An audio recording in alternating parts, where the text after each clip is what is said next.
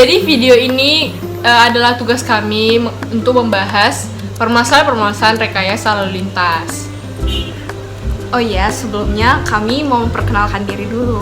Perkenalkan, nama saya Gracia Paulina Sitompul, NIM 180404047. Perkenalkan, nama saya Priyanka Sugiro, NIM 180404026. Perkenalkan, nama saya Lydia Melenia, NIM saya 180404068.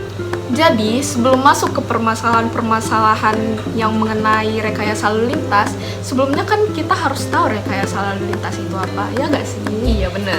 Jadi rekayasa lalu lintas itu adalah salah satu cabang dari teknik sipil yang menggunakan pendekatan rekayasa yang mengalirkan lalu lintas orang dan barang secara aman dan efisien.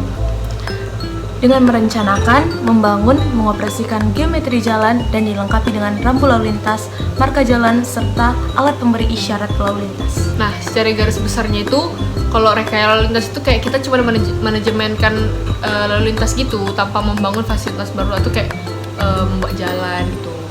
Nah, contohnya itu ya kayak ada rambu lalu lintas, ada traffic light, atau kayak buat jalan satu arah, buka tutup jalan, buat bundaran juga termasuk. Nah, yang terbaru di Jakarta itu contohnya buat ganjil genap, itu juga termasuk rekayasa lalu lintas. Jadi, tadi contoh-contoh mengenai rekayasa lalu lintas itu sudah dijelaskan. Selanjutnya kita akan membahas tentang permasalahan-permasalahan mengenai rekayasa lalu lintas. Yang pertama itu ada kemacetan lalu lintas. Ada banyak faktor kemacetan lalu lintas itu. Salah satunya faktor akibat geometri jalannya yang tidak sesuai dengan persyaratan. Yang kedua itu ada tata letak ruang yang tidak terkendali. Yang ketiga itu pertumbuhan kendaraan yang sangat tinggi. Selanjutnya ada permasalahan mengenai kecelakaan lalu lintas, manajemen lalu lintas yang tidak optimal, pencemaran lingkungan, dan juga pelanggaran ketentuan mengenai lalu lintas. Itulah pelanggaran-pelanggaran yang ada di rekayasa lalu lintas, permasalahan-permasalahannya. Selanjutnya kami akan menampilkan video-video dari permasalahan tersebut yang ada di lapangan yang sudah kami survei. Ya nggak? Check it Di out! sini saya akan menjelaskan tentang permasalahan rekayasa lalu lintas. Nah, sebelum masuk permasalahannya, kita harus mengetahui apa itu yang dimaksud dengan marka jalan. Marka jalan adalah suatu tanda yang berada di permukaan jalan yang meliputi peraturan atau tanda yang membentuk garis membujur, garis melintang, dan garis serong, serta lambang yang berfungsi untuk mengarahkan arus lalu lintas dan membatasi daerah kepentingan lalu lintas. Nah, dalam lalu lintas itu, dalam marka tersebut terdapatnya marka membujur. Nah, dalam marka membujur tersebut itu dibagi beberapa. Salah satunya itu garis utuh dan garis putus-putus. Kita tahu garis utuh itu menandakan bahwa tidak boleh melewati suatu kendaraan atau tidak boleh melewati suatu marka tersebut. Nah, garis putus-putus itu adalah kendaraan boleh melewati kendaraan yang berada di sebelah kirinya. Berikut ini adalah cuplikan video yang kami ambil di Jalan Rifai Amanah, Kecamatan Medan Amplas. Tersebut dapat kita lihat tidak adanya marka jalan yang tersedia di jalan tersebut, sehingga kita tidak mengetahui batas lajur pertama dan lajur kedua, sehingga pengendara bermotor pun tidak mengetahui bahwa apakah itu garis utuh atau garis putus-putus, sehingga akan mengakibatkan resiko kecelakaan lalu lintas. Selanjutnya saya akan membahas tentang permasalahan rekayasa lalu lintas, yaitu zebra cross. Nah, zebra cross ini sebenarnya untuk tempat penyeberangan pejalan kaki, tapi disalahgunakan oleh pengendara motor maupun mobil untuk berhenti sebelum lampu lalu lintas. Nah, jadi kan seharusnya peraturannya bahwa pengendara, terkhususnya motor, berhenti sebelum zebra cross. Nah, itu juga ada pada Undang-Undang Nomor 22 Tahun 2009 tentang lalu lintas dan angkutan jalan. Di dalam pasal 131 ayat 2 yang disebutkan bahwa pejalan kaki berhak mendapatkan prioritas pada saat menyeberang jalan di tempat penyeberangan. Jadi berikut saya akan menunjukkan video tentang zebra cross yang disalahgunakan oleh pengendara motor di saat sedang menunggu lampu hijau di lampu lalu lintas. Ini berikut videonya. Di video ini kami ambil di Jalan HM Joni, tepatnya di depan Museum Negeri. Ya, kami akan menjelaskan permasalahan mengenai pengalihan jalan yang tidak efektif. Contoh ini kami ambil dari persimpangan jalan yang terdapat di daerah Amplas.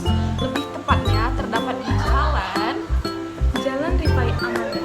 Jika kita lurus itu ke Jalan Patimura, jika kita belok kanan ke Jalan Sisi Mangaraja. Akibat dari pengalihan jalan ini, apabila pengendara bermotor dari daerah Rifai Amanit ingin menuju daerah tersebut harus memutar ke pemutaran selanjutnya yang berjarak sekitar kurang lebih 100 meter. Lebih tepatnya persimpangannya terdapat di depan gerbang tol. Nah, berikut ini adalah cuplikan videonya. Jadi ini ada video tentang pengalihan jalan yang seharusnya dapat belok kanan maupun lurus, tapi hanya dapat belok kiri saja menuju Jalan Tanjung Brawa. Akibat hal ini, pengendara yang mau menuju ke Sisingamangaraja harus memutar ke pemutaran selanjutnya yang berjarak sekitar kurang lebih 100 meter. Tetapi ada juga kesalahan rekayasa lalu lintas di sini, yaitu ada rambu yang dilarang berputar, malah kendaraan Yang mau menuju Sisingamangaraja itu memutar di persimpangan yang dilarang belok itu. Iya, jadi mereka berputar yang di tempat yang seharusnya tidak memutar. Nah, ini kan lenggang, jadi seharusnya kalau lagi macet ini jalannya bakal benar-benar macet sih. Iya, karena mereka melanggar kan, jadi jalannya tidak alternatif lagi. Iya gitu. Di jalan yang sama terdapat pelanggaran, di mana terdapat rambu lalu lintas dilarang stop atau berhenti. Nah, di video tersebut terdapat angkot yang berhenti, padahal tertulis dilarang stop. Jadi dari video yang tadi kami tampilkan ada 2 pelanggaran, yaitu Pengalihan jalan yang tidak efektif itu pelanggarannya kan seharusnya di persimpangan itu dilarang belok, malah mereka belok di situ. Baru pelanggaran yang selanjutnya itu Pelanggaran rambu lalu lintas, padahal di situ dibuat dilarang stop. Banyak yang kendaraan yang seperti itu. Jadi itu kan ada 2 hal yang membuat di jalan itu macet. Sedangkan di daerah Amplas itu sudah dibangun flyover. jadi seharusnya flyover itu dapat membantu kemacetan, mengatasi kemacetan. Ini malah karena kurangnya kesadaran dari para pengendara bermotor mengakibatkan kemacetan di daerah Amplas malah makin meningkat dan para kendaraan itu tidak beraturan. Jadi guys, mari kita menaati peraturan supaya lalu lintas kita aman dan kita dapat berjalan dengan lancar. Dan juga untuk menghindari kecelakaan lalu lintas. Jadi dari sekian video itu kesimpulannya kita membuat kita kesadaran diri bahwa pentingnya menaati lalu lintas, menaati lampu lalu lintas, rambu-rambu, dan walaupun kayak yang tadi ada zebra cross, nah itu harusnya kita taati, kita harus belakang zebra cross. Jadi kita harus menaatinya supaya kita bisa menghindari permasalahan-permasalahan yang dapat ditimbulkan dari Rekayasa lalu lintas. Jadi sekian dari kami dari saya Lydia, saya Gracia. Saya Priyanka. kami dari Teknik Sipil USU.